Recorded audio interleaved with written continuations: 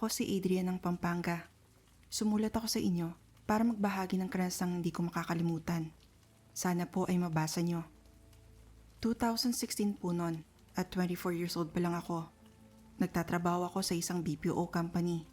Doon ko rin nakilala itong si Queenie. Magka-team kami at agad kaming naging malapit sa isa't isa. Masayahin kasi siya at magaan kausap. Hindi nga nagtagal ay niligawan ko siya. Tumanggi siya. Umamin siyang may gusto naman daw siya sa akin, pero hindi pa raw siya handang makipagrelasyon. Hindi ko alam kung anong mararamdaman ko nun. Para kasi niyang dinudurog at dinadagdagan ng pag-asa ko ng sabay.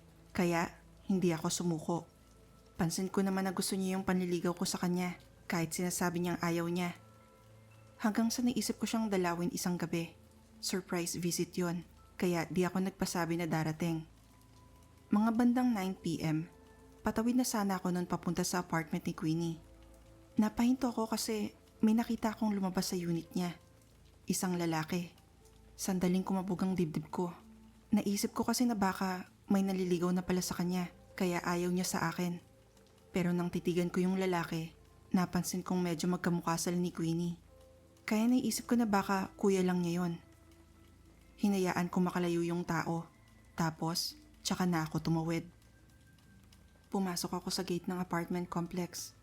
Kakatok na sana ako sa unit ni Queenie. Pero, napahinto ako. Ewan ko kung anong pumasok sa utak ko.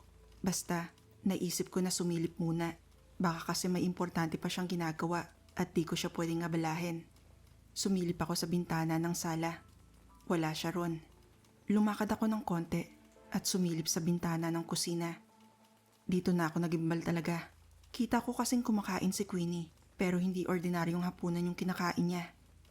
Patay na aso. Butas yung sikmura. Tapos, dinudukot lang niya roon yung laman loob ng hayop. Tinitigan ko si Queenie. Halata kong sarap na sarap siya sa kinakain. Sobra pa nga yung paglalaway niya. Pero napansin ko rin na mas matalim sa karaniwan yung mga kuko niya. Nangingitim din ang ngipin niya. Nang mapansin kong palingon siya sa bintanang sinisilipan ko, ay mabilis ako nagtago. Dumadagundong ang puso ko dahil sa kilabot. Mabilis, pero tahimik akong lumakad palabas ng gate. Agad akong pumara ng pedicab. Tumingin pa ako ng huling beses doon sa apartment. Nanlaki ang mga mata ko nang makita kong nakatayo sa harap ng gate, yung lalaki. Ang sama ng titig niya sa akin. Medyo namumula rin ang mga mata niya, kaya nag-iba ako agad ng tingin. Sinabihan ko yung driver na bilisan ng konti ang takbo. Ilang araw akong hindi pumasok sa office noon. Natatakot kasi akong lumabas sa sarili kong apartment. May mga nagte-text, nagchat-chat at tumatawag sa akin, pero wala akong sinasagot. Kasama na ron si Queenie. Nakikiusap siya na magkita at mag-usap kami.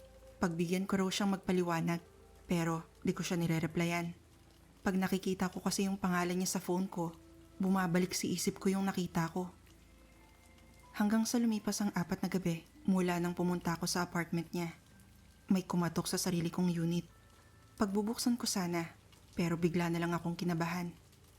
Nanuyo ang lalamunan ko. Naisip kong sumilip muna sa bintana. Sinigurado kong hindi ako makakagawa ng ingay. At nakita ko nga ron si Queenie. Nakatayo siya sa harap ng pinto.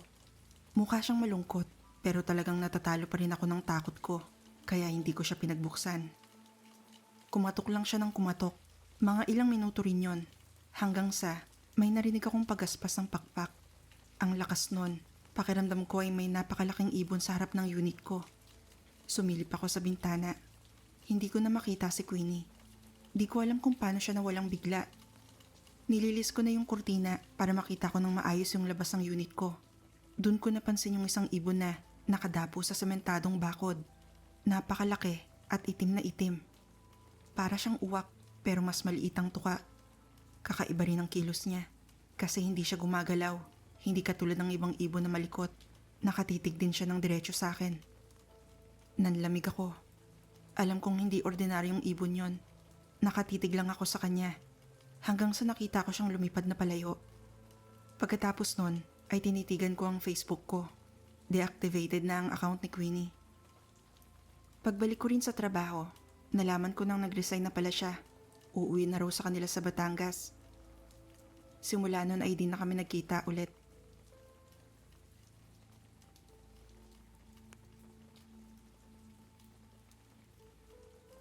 Hello at good day po. Ako si Hani ng Negros. Share ko lang sana yung personal experience ko last 2018. First year college student pa lang ako noon. May nanligaw sa akin na kasama ko sa art club. Tawagin na lang natin siyang si Marvin. Mabait naman si Marvin, kaya pinagbigyan kong manligaw. Pansin ko nga lang na marami siyang kakaibang mga ugali. Una, di siya nakikipag-meet kapag tanghaling tapat. Ang schedule nga ng mga class niya ay lahat sa hapon o gabi. Sobrang mapili din siya sa pagkain. Ayaw niya ng kahit anong may pampalasa.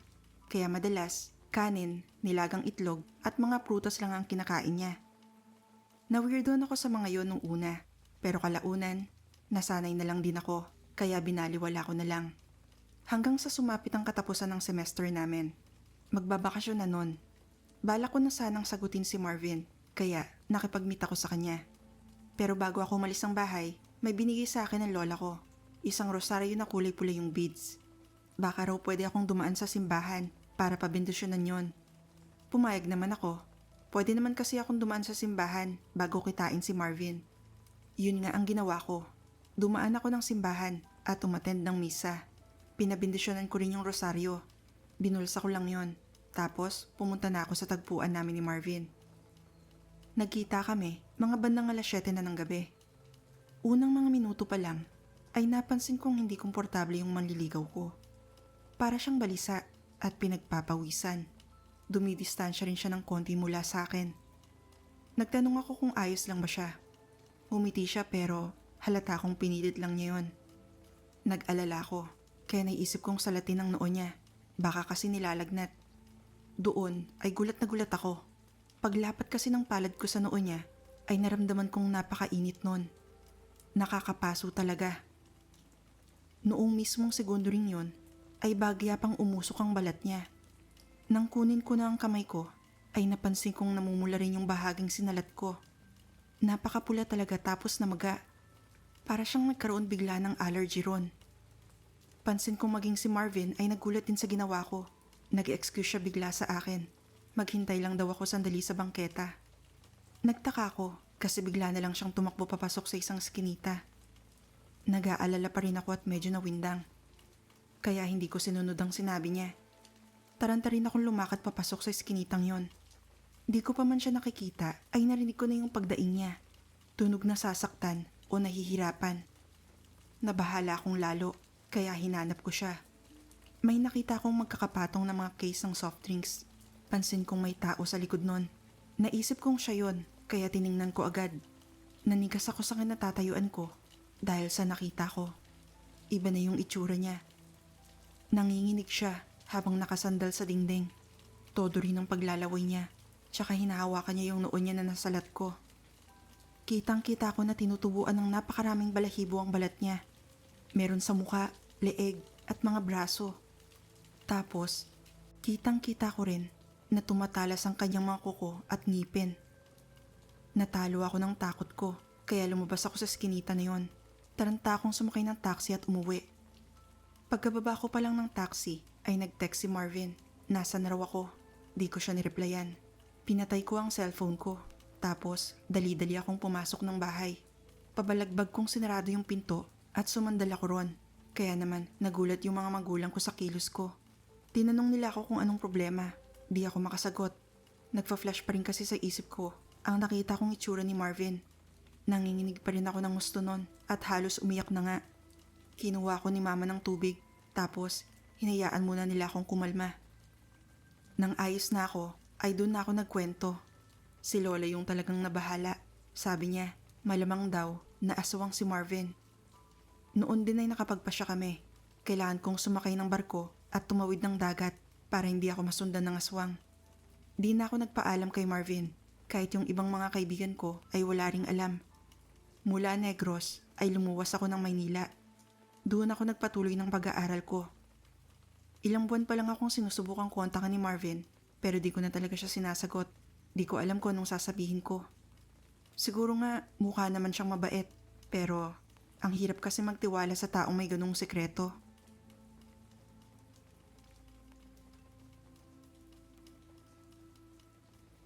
Kumusta sa lahat? Tawagin niyo na lang akong Billy. Taga rito po ako sa Marinduque. Medyo matanda na sa ngayon.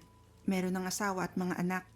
Pero itong ibabahagi ko ay noong 2001 pa nangyari. 20 anyos pa lang ako noon. Nakipagsapalaran ako sa Kamaynilaan at nakapasok bilang bagger sa grocery ng isang mall. Sa mall na yun ko rin nakilala si Ruby. Cashier si Ruby sa tindahan ng sapatos.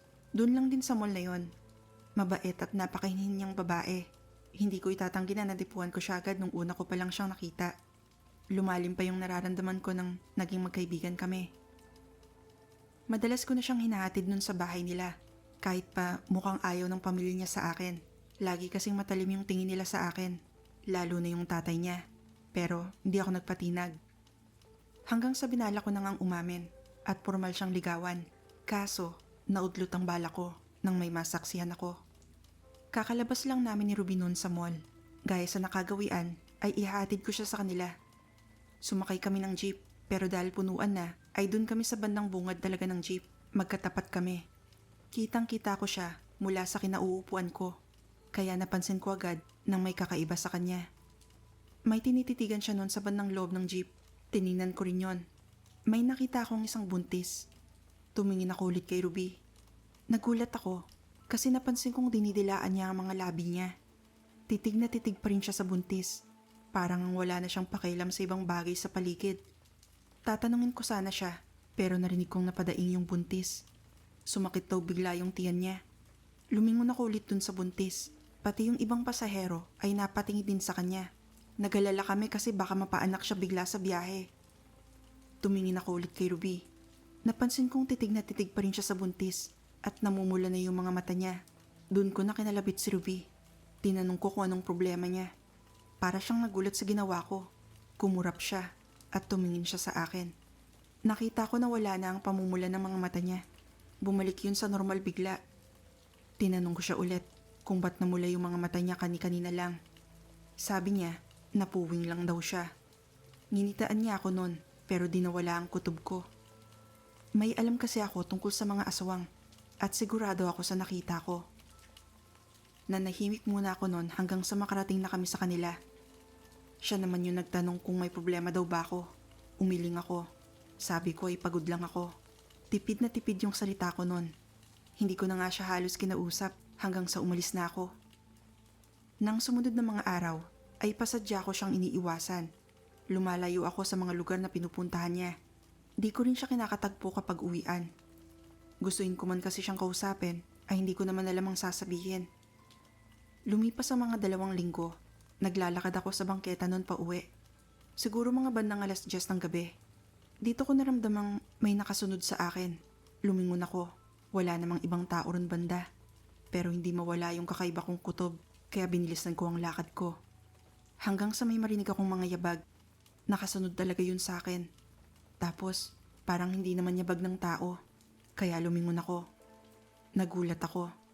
Kasi may nakita akong napakalaking aso. Itim na itim at nalilisik ang mga mata.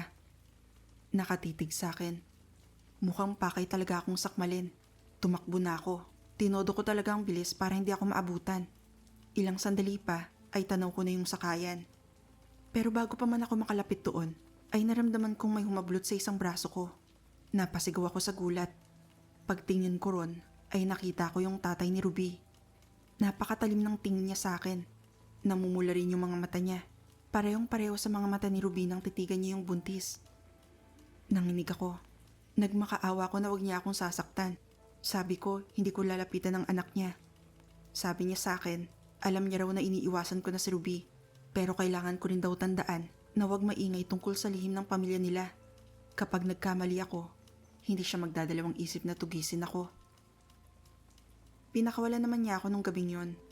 Pero dahil sa takot, hindi na rin ako nagtagal sa trabaho ko. Umuwi ako sa amin sa Marinduque. At simula noon, ay wala na akong naging balita kay Ruby.